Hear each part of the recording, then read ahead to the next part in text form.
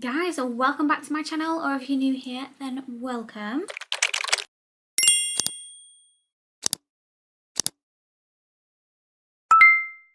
Please make sure that you like, comment and subscribe to my channel because it means the world. But we're going to get right into it and we're not overthinking this today. I'm sat here, no makeup, eye patches on, at the ready to give you a full breakdown on how to go vegan in 2026. Stay tuned because at the end I'll give you all of my favourite vegan alternatives. Okay, I've actually lost my iPad, so I've got all of my notes on my phone with me today. Before I start, make sure that you grab a cup of tea, coffee, hot chocolate, water, one of those, please. Drink your water, bitch. Because this might be a long one. Okay, the first one on my list is you don't have to be perfect. And this might sound cliche and you might have heard so many people say this already, but honestly, being the perfect vegan isn't what this is about. What this is about is you doing your best and you trying your best and you making a difference. My favourite quote is, individually we're a drop and together we're an ocean. So you might think your little bit might not be doing a huge deal, but I promise you it is. If you want to just kind of become vegetarian first and do it that way, that's also absolutely fine. And this kind of leads on to my next point, which is you can start off slowly. So that's the way I did my journey. I started mine really slowly, so I cut out I think I cut out red meat and chicken like first. That was like my first thing, and then I slowly cut out eggs and fish, and then it was, I couldn't have dairy anyway because I have a dairy intolerance, but I have been vegan since 2015, so a while, and I know my stuff. At least you'd think, I hope I know my stuff by now. My next top tip would be to find your favourite replacements. This is fun. This is where the fun begins because you can try different foods, try different replacements that are in supermarkets and kind of have fun with it. Obviously, it will be a lot of trial and error, finding the right things that you like and that are suited to your diet. Have fun with it. When I first went vegan, I was going to like every single supermarket. Like I couldn't just ever go to just one supermarket and do my whole shop. I still feel the same now because obviously I have my favourites in different supermarkets, so I like to make sure that I'm topped up from each one. But it makes it fun. It makes food shopping fun. Going around all the different food, like the supermarkets, and finding out if there's any new vegan bits in. I enjoy it. I don't think I could ever do a full food shop now in just one supermarket because I'm so used to going to so many different ones. And also, we like different things from different shops. Like there's one thing that we always get from Tesco, which is their sriracha sauce, and we don't get it from anywhere else because it's just not the same. And then we get something specific from Aldi as well, so it's just one of those things. Okay, another tip is get ready to read labels. Oh my goodness, labels. They will hide all sorts of things in your ingredients. I think when you become vegan, you start to realise how processed everything is. Like one of the things that I was most shocked about when I first went vegan was that I couldn't have pickled onion Monster Munch. I was devastated because they were my favourite crisps. You will soon find out that they put milk in everything. There was a whole uproar in the vegan community when Pringles put milk back into their barbecue flavoured crisps. Fuming. But you can get a really good alternative from Aldi. They do, I think they're called Snaps, and they are just as good, if not better. Kurt is now converted to them because he says that you get flavour on like both sides, whereas on Pringles it's just on the top, so winner and less money. But yeah, reading labels, you will soon become a pro. You start to kind of just look for everything in bold. So you're kind of looking for milk, eggs. Those are your two main ones in ingredients. And then when you start to become more of a pro vegan, it'll be things like E number called E20 because that's carmine, and I'm pretty sure that's crushed up beetles. Honestly, it's sick once you become vegan and you start to realise how much animal products is in food and how much like the kind of like use they get out of an animal. It's wild. Vitamin D3 from lanolin or fish oil, beeswax, honey.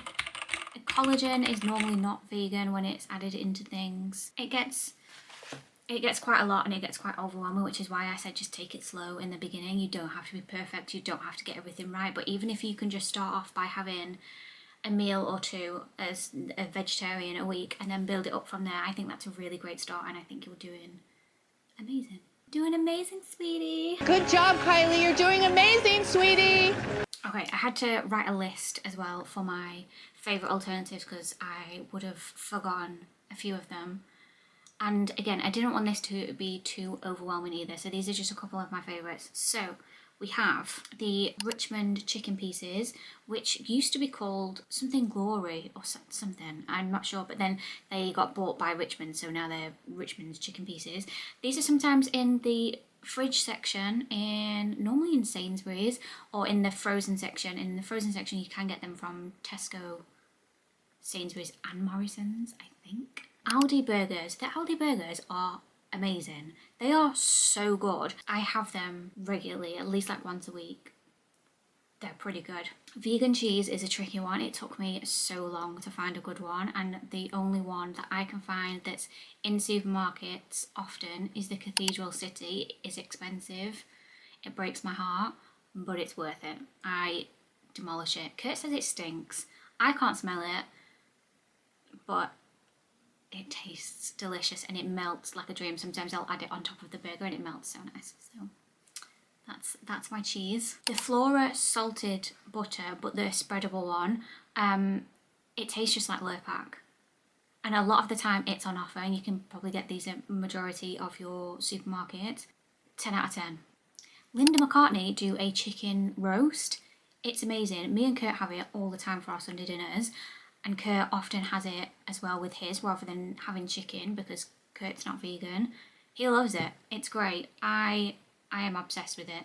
I normally get this from Sainsbury's. I'm going to move on to chocolate, and there's two that I can think of that come to mind when I think of vegan chocolate. The first one is Rhythm 108. Again, it's expensive, but I promise it's worth it. It's delicious. It's the nicest vegan chocolate ever. It's expensive, so it's an occasional treat, not every time. And then, because we've just come out of Christmas, I did have some Lindt chocolate balls. Yes, Lindt do vegan chocolate balls now, and they taste insane. I am obsessed with them. When it's the week of my period, listen, they're gone. They're all gone. They're all gone now, and I had my last one yesterday. So I think a bag of 20 lasted me 2 weeks. So it's like 2 a day or something, but it's fine. They were really yummy. They were really scrumptious. But I hope this helps just one person. Being vegan is a really big part of my life. It's a really big part of who I am, and I do it because I love animals more than most people. More than pretty much everyone, to be fair.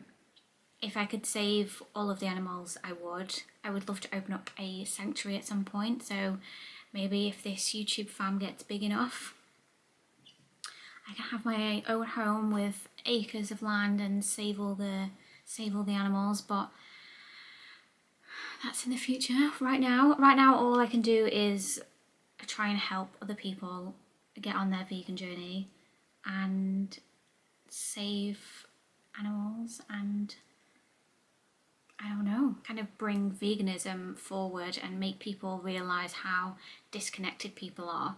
I think that's the biggest problem that I have in today's society, is how disconnected people are with how much they love animals and how much, and like what they're eating. So off topic for just a quick sec, but one thing that really bugs me is when I see parents take their children to petting zoos, and then they'll go to the cafe and have like a bacon sandwich or a chicken burger or chicken nuggets or something, and I'm like, that it just doesn't make sense for me. I don't understand it. And another thing that I can't get on board with is, even before I was vegan, is eating baby animals. So veal, are you unwell? And lamb, that's a baby. That's a baby animal that you're eating. That's sick. Also caviar, like, that's not a flex for me. It's absolutely disgusting. Even again, before I was vegan, I was like, who the fuck wants to eat that? It's disgusting. I don't get it. But anyway, tangent done. I'm going to leave this here because I don't want it to get too intense, too long. I want it to, I don't know, just do its job. I hope you enjoyed this video. I hope it was helpful. Please let me know down in the comments if it was and what you think, and if you would like more of these kind of videos, just let me know. I hope you drank your water, or your cup of tea, or your coffee, or your hot chocolate. I'm gonna go make hot chocolate now actually, and I'll see you in the next one.